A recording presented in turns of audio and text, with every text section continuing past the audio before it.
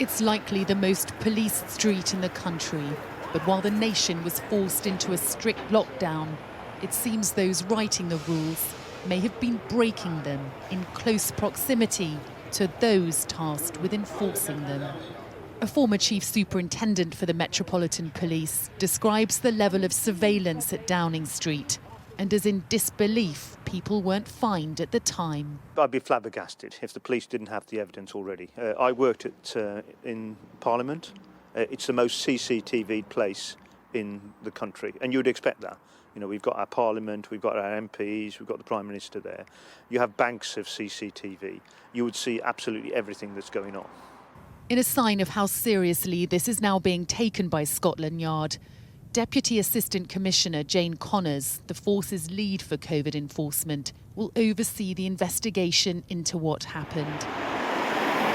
Dame Cressida says the decision to act was triggered by information passed to the force from the Cabinet Office, as well as the judgment of her own officers. Sky News understands the Metropolitan Police will not rely on the Sue Gray report and will start its own criminal investigation from scratch.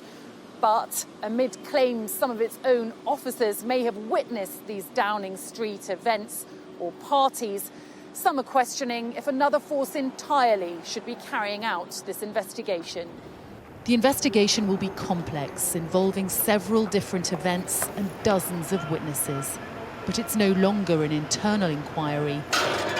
This time, Number 10 staffers will be interviewed by a police officer under caution, perhaps even the Prime Minister himself.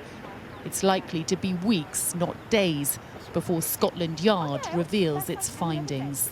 It should have started months and months ago. And I think most of the public are quite incredulous that it didn't start months ago. And there has been a delay already of many months. Breaching COVID rules is a minor crime, and issuing a fine retrospectively is rare. But 120,000 people had to pay one of these fixed penalty notices. And the far greater cost to the government is the potential loss of public trust.